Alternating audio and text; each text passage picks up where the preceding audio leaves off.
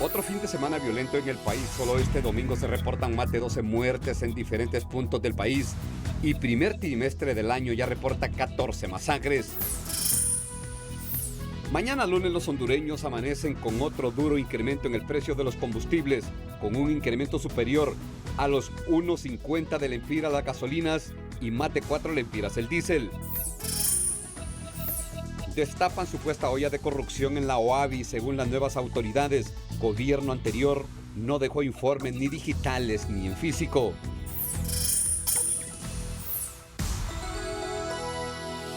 Este es Telenoticias Dominical, desde los estudios de noticias Televicentro, con Ulises Aguirre y Eunice López. Hola, ¿qué tal? Buenas tardes, bienvenidos a Telenoticias Dominical. Eunice, buenas tardes. Buenas tardes, Ulises, a todos bienvenidos. Estas son las noticias que hemos preparado para ustedes.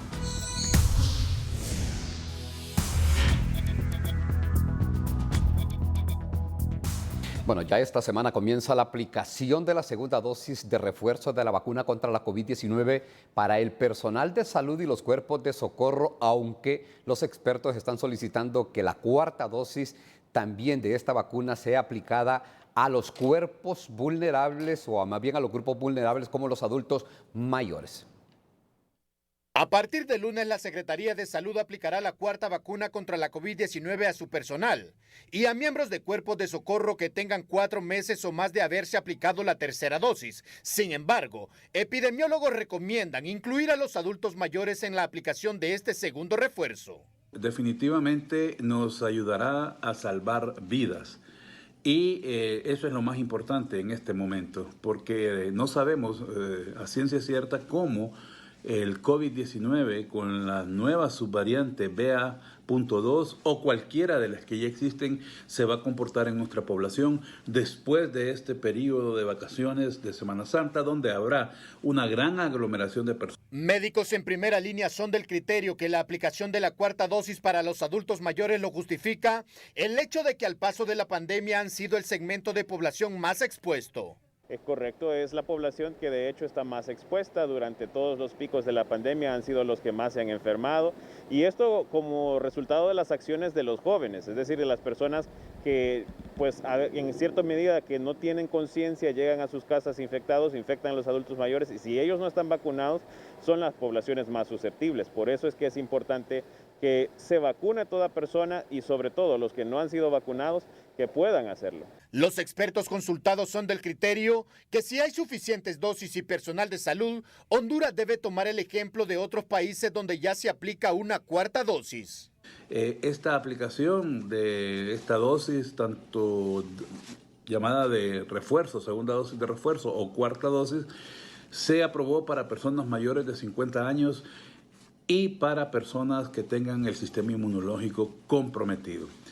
En ese sentido, es muy importante que se tome en cuenta lo que está pasando en Estados Unidos y en otros países, incluso cerca de la región centroamericana, como El Salvador, donde ya se inició la aplicación de una segunda dosis de refuerzo o cuarta dosis, como la gente comúnmente la llama. Registros indican que un promedio de 2 millones de hondureños ya tienen más de 4 meses de haberse aplicado la tercera dosis y están listos para inocularse por cuarta vez. Olman Uclés, Telenoticias Dominical.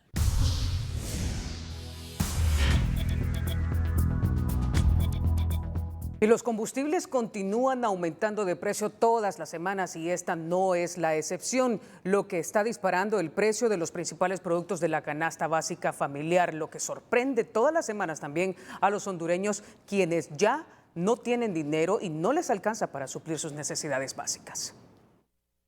Los aumentos que se registran cada inicio de semana en el precio de los combustibles continúan de forma imparable como nunca antes y tiene alarmada a la población, puesto que los mismos se ven reflejado en el alto costo de los productos de la canasta básica familiar, que tampoco se detienen. Sí, buen día. La verdad es que este lunes lo que tenemos son incremento en todos los carburantes y se refleja de la siguiente forma. 1.81 por galón de la gasolina super, llegando a un precio de 121,46 por galón. La gasolina regular 1.58, lo que hace llegar a este combustible a 113,9 centavos por galón. y el querosene 5.19 llegando a 102,92 el galón, y finalmente el diésel que sube 4.09 haciendo que llegue este combustible a 110,38 centavos por galón. Según el presidente de esta organización que vela por los intereses de los consumidores, más de 35 productos de la canasta básica elevaron sus costos al consumidor final y ahora preocupa el impacto que tendrá el aumento al diésel, que es más utilizado por los camiones de carga. Obviamente los efectos son negativos cada vez que suben los carburantes. Esta semana subieron 35 productos de canasta básica y una de las variables son los carburantes. De continuar estos incrementos recurrentes en los precios de los derivados del petróleo, lamentablemente vamos a ir registrando cada semana más productos que se suman al alza incontrolable que está teniendo como efecto directo de los incrementos en los carburantes. La población reacciona molesta ante los altos precios de los carburantes y asegura que así como están las cosas, la solución será andar en bicicleta, aunque esperan que el gobierno tome cartas en el asunto. O sea, la situación ya es insostenible porque cada semana va subiendo el combustible, o sea, el bolsillo obviamente ya no aguanta tanto aumento en combustible. Yo diariamente, pues todas las semanas, obviamente vengo y lleno el tanque del carro, entonces obviamente es una injusticia lo que nos están haciendo aquí en el país porque ya el bolsillo ya no aguanta. Creo que vamos a llegar a un punto crítico donde vamos a tener que usar bicicleta o algo por el estilo. Pero sí, realmente creo que llegamos a un punto donde 12 años de fracaso del gobierno anterior nos vino a perjudicar en este momento. Es demasiado este gobierno, no sé cuáles fueron las promesas que hicieron, dijeron de que nos iban a ayudar con el combustible y a la hora más bien demasiado alto los precios del combustible. En el mercado internacional, el precio del petróleo este fin de semana cerró con $99.48 por barril. Ivania Colindres, Telenoticias Dominical. Bueno, y el diputado del Libre Harry Dixon informó este domingo mediante su cuenta de Twitter que esta semana se aprobará el nuevo presupuesto general de la República, el cual asegura será más ajustado a las realidades que vive el país. Y como pírrico y hasta tristeza les da y les provoca el leve aumento al salario mínimo, aseguran los dirigentes de los trabajadores en la zona norte del país. Nosotros lo consideramos como pírrico porque no es lo que nosotros esperábamos. No causó muchas expectativas a los trabajadores, más bien ha causado tristeza, pues porque esto no viene a cubrir las necesidades básicas, lo que debe ser un salario mínimo, porque el costo de la canasta básica anda mucho más arriba de eso.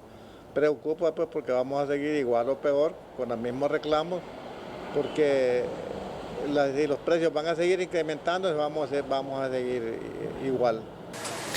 Según este sector, los más afectados son los trabajadores y no los empresarios, ya que ellos tenían la esperanza de que el incremento fuese mayor por todo lo que ha subido la canasta básica familiar y los servicios públicos. Vamos en este momento en vivo con el periodista Olma Nuclés porque el personal de primera línea continúa exigiendo que se les pague los sueldos atrasados y por supuesto que se les brinde la plaza que se les prometió mediante ley. Olma Nuclés, buenas tardes. Gracias, compañeros. Vean ustedes, continuamos atendiendo las necesidades del personal médico en primera línea y es que ya casi el cuarto mes y ustedes siguen sin salario y sin siquiera tener idea si les van a asignar una plaza permanente o no. Doctora Beira Jaco. El problema que nosotros presentamos ahorita es justamente lo que acaba de mencionar. Ya estamos acercándonos al cuarto mes de estar trabajando prácticamente ad honorem, estar trabajando sin un salario, que todo empleado público y todo empleado público privado tiene su derecho a ser remunerado por su trabajo. También la otra situación que tenemos es la problemática que estamos más de la mitad de nuestros compañeros de todo el triaje, hablando de enfermeras, médicos, microbiólogos, que no tienen todavía una respuesta sobre su estabilidad laboral, no tienen una respuesta sobre su acuerdo, que este es un derecho que ya todos hemos ganado por estar acá. Doctora Beira, y cuando usted me habla del 50%, ¿de qué cantidad de personal es? Es una cantidad, somos alrededor de Somos más de 70. Más de 70, estaríamos hablando que un promedio de 35 personas no tienen, además de su salario, la esperanza de una asignación de plaza. Así es. Doctora, el micrófono es suyo. ¿Qué le dice a usted, al doctor Manuel Mateo?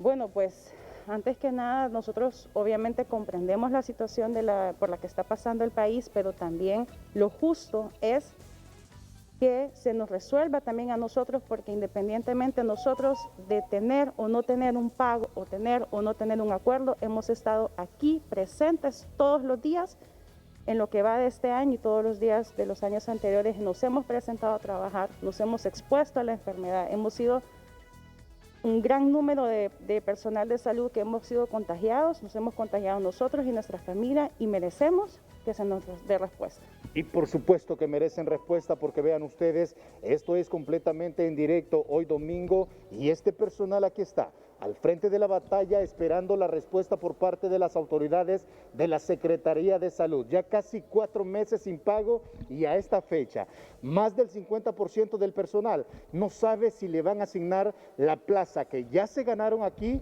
en atendiendo a la población como personal de salud en primera línea. Compañeros, con ustedes. En otras informaciones, esta semana quedará integrada una sala ad hoc para conocer y resolver sobre la admisión de la acción de amparo interpuesta por la defensa del expresidente Juan Orlando Hernández. Vale la pena aclarar que la sala ad hoc resolverá lo procedente respecto a la admisión o no del amparo, acción que es distinta y no vinculante, aclaran los entendidos con la decisión tomada por el Pleno de la Corte Suprema de Justicia, que en condición de Corte de Apelaciones ratificó la resolución del juez de primera instancia que otorgó la extradición de Hernández solicitada por una Corte Federal del Distrito Sur de Nueva York.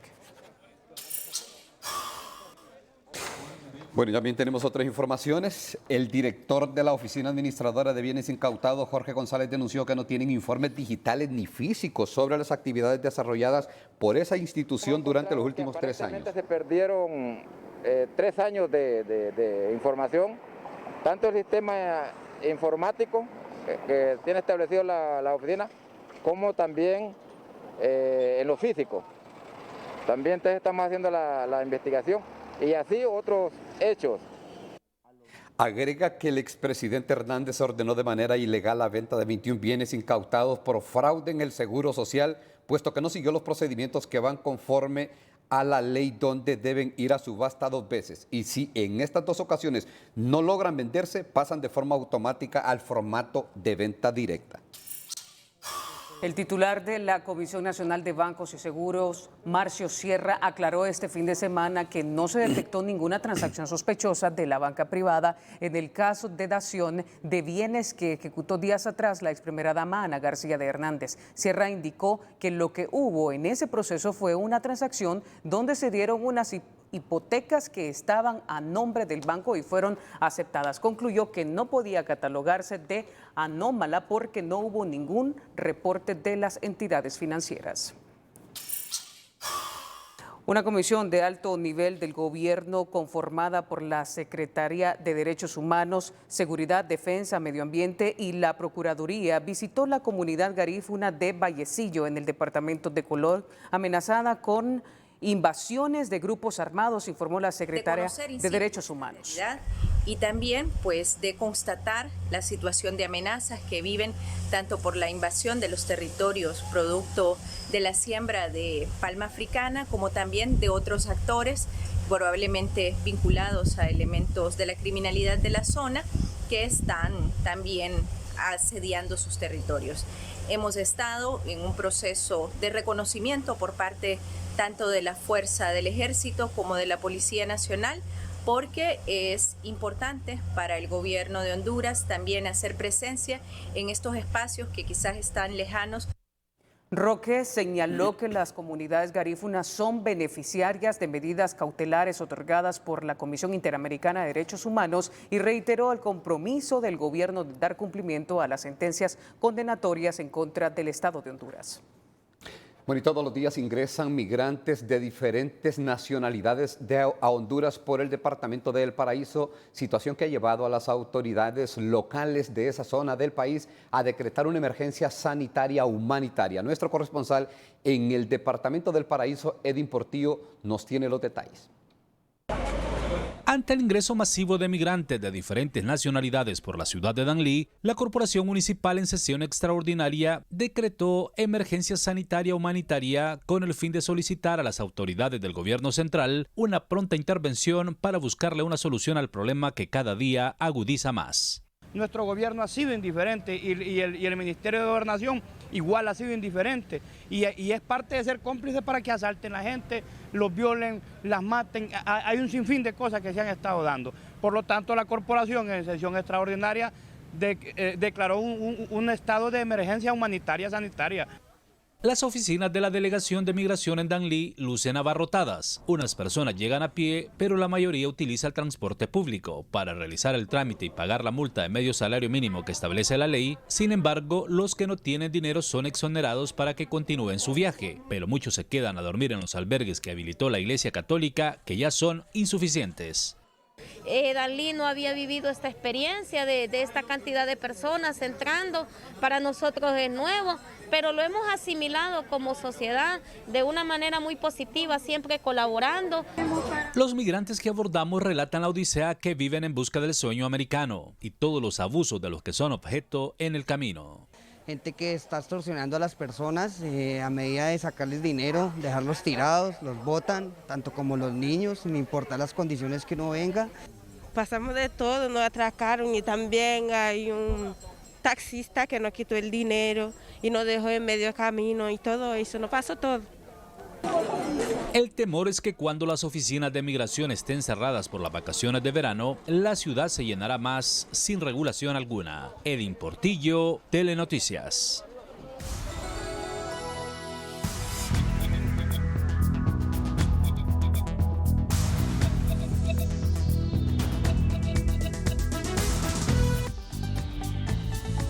Consternación y llanto en el sepelio de Irma Araceli Solís, quien falleció a manos de su ex compañero de hogar en el interior de una iglesia en la que se congregaba en la aldea Talgua, municipio de Salamá, Olancho. Ahí se encuentra nuestro compañero Oscar Valdés. Buenas tardes, Oscar. Irma Araceli Solís Mesa, 42 años, es la fémina que fue asesinada en la comunidad de Talgua, en el municipio de Salamá. Crimen que ha conmocionado a todo Honduras por las circunstancias que se dieron. Irma venía al templo, a la vigilia, a una noche de oración para encomendar al Altísimo mi vida y la tuya. El fantasma de la muerte me rodeaba. Alguien ingresó al templo en el momento que se oraba, cuando se escucharon los disparos. El cuerpo de Araceli quedó tendido en el templo, conmoción en el pueblo. Hoy, la religiosidad de su comunidad le dio su último adiós, conmocionados, consternados. Nadie más puede extrañar a esta gran mujer que sus hijos, con quienes hablamos el día de hoy. Una persona buena, educada, una persona que nos enseñó solo lo bueno, a seguir adelante, a no ser débiles. Ella era muy buena persona con nosotros, muy amorosa con nosotros. Nos dedicaba mucho tiempo, pasamos mucho tiempo juntos también. Ella era muy buena. Pues para mí era la mejor madre del mundo. Ella era nuestra consejera, siempre estuvo para nosotros en los buenos y en los malos momentos. Ella era como la segunda mamá para mi hija. Ella la va a extrañar mucho, como nosotros la vamos a extrañar a ellas. Y es increíble cómo nos pudieron quitar a nuestro ser más querido de esta tierra. Vaya, una flor en la tumba de Irma Araceli, una flor para que los femicidios se paren en Honduras. Oscar Valdés, Noticieros Televicentro, Talgua, Salamá, Olancho. Bueno, y un total de 1.144 muertes violentas se han registrado en lo que va del año 2022, según el Observatorio de la Violencia de la Universidad Nacional Autónoma de Honduras, donde 70 de ellas son femicidios, aumentando en comparación del año pasado en un 5.3%. Tenemos información en el Observatorio Nacional de la Violencia Se establece que son 1.144 las muertes por causa externa o las muertes violentas que ocurren en el país, de las cuales 600 en los primeros 2 meses son homicidios. De ellos, el 6%, en 5.3% ha aumentado en comparación al año anterior. Bueno, según las estadísticas del observatorio, cada día mueren 10 personas por asesinato y dentro de ese número abarcan los femicidios, donde una mujer es asesinada cada día. Bueno, y ahora vamos al balance de la zona norte del país. 4 personas murieron en diferentes puntos del departamento de Cortés y esto de manera violenta. En el barrio Medina de Puerto Cortés, sicarios mataron a balazos a un mototaxista identificado como Felipe Ortiz, quien quedó tendido a la par de su vehículo. En la colonia Buena Inversión en San Pedro Sula, sicarios ultimaron a tiros a un hombre a quien llevaron hasta una zona solitaria para quitarle la vida. La víctima quedó tendida en el lugar como desconocido. En estado de descomposición fue encontrado muerto un joven a la orilla del río Chotepe en la Lima Cortés. En el lugar se logró observar que la víctima, el objetivo era enterrarlo después de matarlo. Las autoridades de medicina forense se llevaron el cadáver. Sicarios raptaron a un hombre en la colonia Miguel Ángel Pavón en San Pedro Sula y minutos más tarde fue asesinado a tiros frente a una casa en la colonia Las Ayestas, a inmediaciones del Segundo Anillo. Según la policía, se investiga por qué se registró este hecho criminal.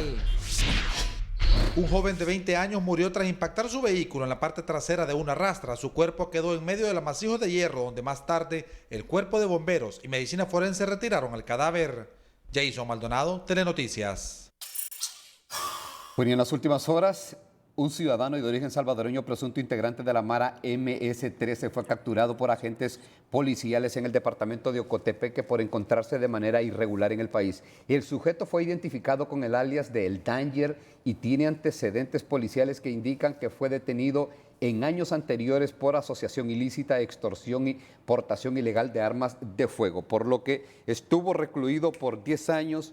El detenido será trasladado al Instituto Nacional de Migración para entregárselo a las autoridades de la República de El Salvador. Y en el balance de la zona centro-sur detienen a un hombre contra quien había una orden de captura por el asesinato de 2 personas. Además, un agente de la Dirección de Fuerzas Especiales resulta herido en emboscada en el departamento del Paraíso. La Dirección Policial de Investigaciones DPI arrestó a un sospechoso de asesinato de 2 personas en la capital. Las acciones de detención tuvieron lugar en la colonia Kennedy de Tegucigalpa. Las mismas fueron ejecutadas por un equipo de investigadores asignados al Departamento de Delitos contra la Vida. El arrestado es un comerciante de 35 años, originario y residente en la colonia Centroamérica de Comayagüela.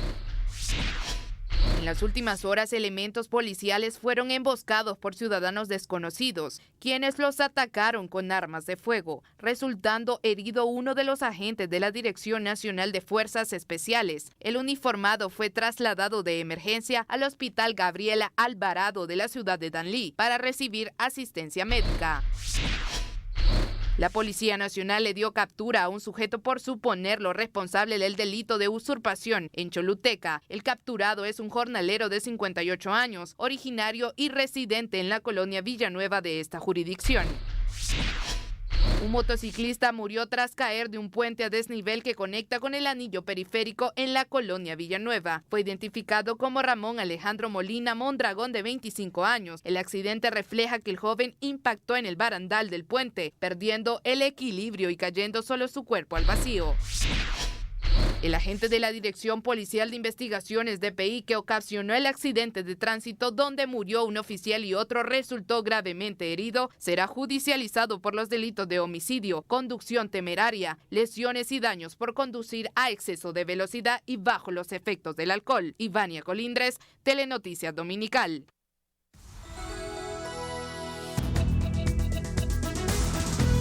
En la ruta TN5, Alexia Mejía nos lleva por un recorrido por el occidente del país. La Ruta del Café, un paseo imperdible que comienza entre los cafetales de San Pedro de Copán, pasando por San Jerónimo hasta llegar al icónico Copán Ruinas, cuna de la cultura maya. Recorrido que termina en las aguas termales, al pie de valles y montañas del occidente de Honduras. La ruta TN5 es patrocinada por Banco Azteca.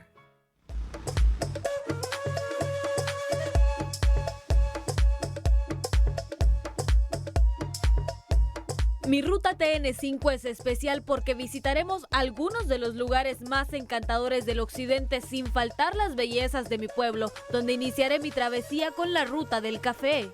Y luego de un par de horas de viaje desde Tegucigalpa, hemos llegado a mi bello municipio de San Pedro de Copán, ubicado en el sur de Copán, donde el café y la naturaleza forman parte de su vida cotidiana. Este es el pueblo donde crecí acompañada de la persona más importante de mi vida, mi papá, a quien luego de unos meses tuve la dicha de volver a abrazar. San Pedro de Copán se caracteriza por ser un lugar con personas trabajadoras y con una buena educación ambiental, pues es uno de los municipios más limpios del país, pero nos adentraremos más para conocer por qué les digo que es la ruta del café. El sonido del agua, el aire puro que se respira me conquistó al llegar a mi primera estación, Orígenes Coffee Cabañas, ubicado en el corazón de Capucas, San Pedro, Copán.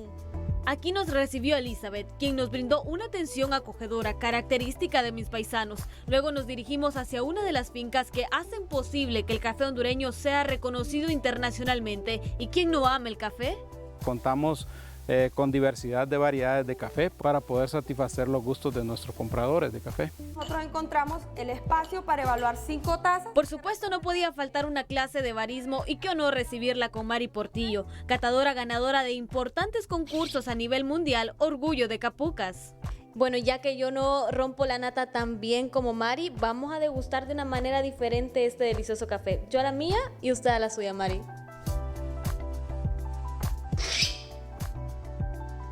Excelente, Mari, muchas gracias. Es un gusto.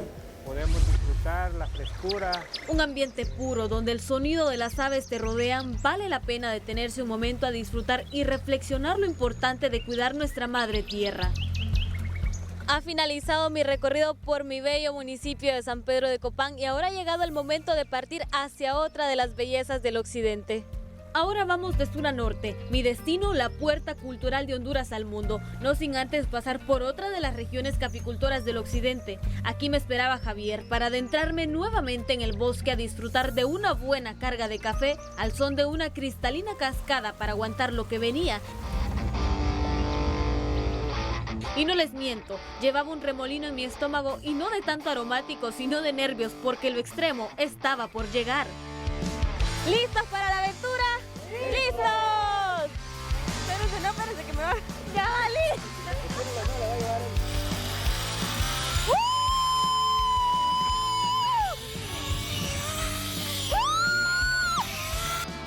4 kilómetros de recorrido, 14 cables, full adrenalina. Bueno, después de un par de minutos de adrenalina en el canopy de Copán Ruinas, hemos finalizado. ¿Cómo se sienten? ¿Se sienten bien o con miedo todavía?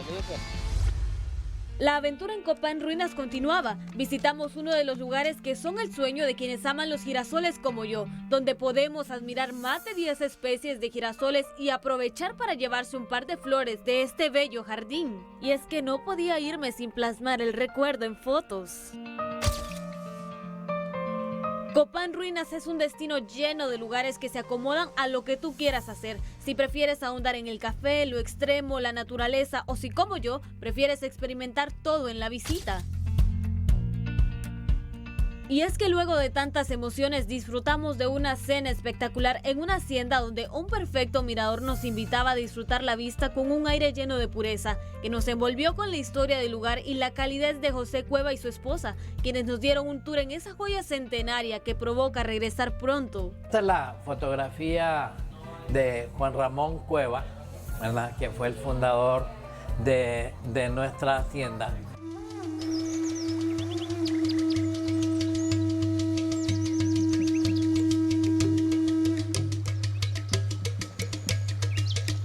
Y por supuesto que en mi viaje no podía faltar la visita al París del mundo maya declarado Patrimonio de la Humanidad, las ruinas de Copán.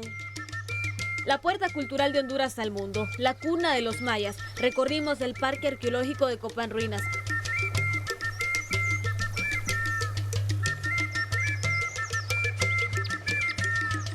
Mientras bajaba una de las escalinatas me vi sorprendida al encontrarme con don José, quien a sus 69 años me contaba que era la primera vez que visitaba el lugar, pero cada grada valió la pena.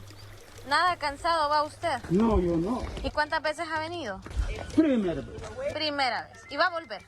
Si Dios quiere, mi hija me trae. Qué bueno. Mi recorrido por los valles y montañas de Copán Ruinas no podía terminar sin disfrutar el lugar más relajante escondido entre la naturaleza y que me sedujo de inmediato. A 30 minutos del casco urbano, las aguas termales son lo ideal para quienes se quieren desconectar de las labores diarias con un merecido descanso lleno de relajación en sus diferentes espacios, tal y como yo lo disfruté antes de partir. Y no quiero irme sin explicarles la sensación de estar en medio de la naturaleza y detenerse un momento para admirar a nuestra ave nacional imponente, libre entre las montañas de Copán Ruinas. Y en medio de este bello paraíso natural y al vapor de estas aguas termales, así finalizo mi ruta TN5 en el bello occidente del país. La ruta TN5 fue patrocinada por Banco Azteca.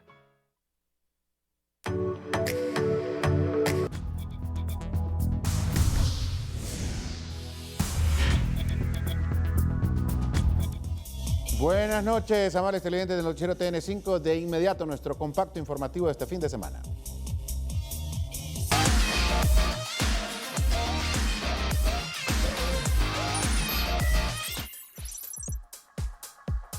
En San Pedro Sula, el Real España recibía el Maratón. Los aurinegros abrieron la cuenta. Arrancando el partido por la vía penal, Ramiro Roca la mandaba al fondo. Pero en el desarrollo del encuentro, enfrentamientos en las gradas y una posterior invasión a la cancha provocaron la suspensión del mismo.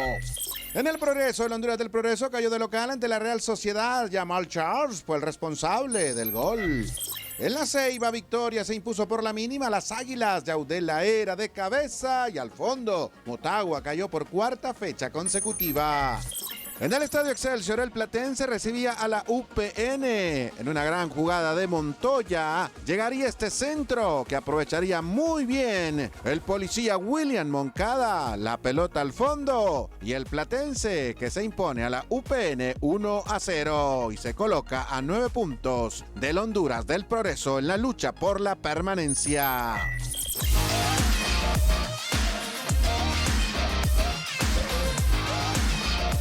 Bueno, no hay tiempo para más. A todos gracias. Gracias, Carlitos. Gracias también a Bonice. Hasta aquí las noticias de TN5 Dominical. Ganó la Olimpia. Ganó la Olimpia. Buenas noches.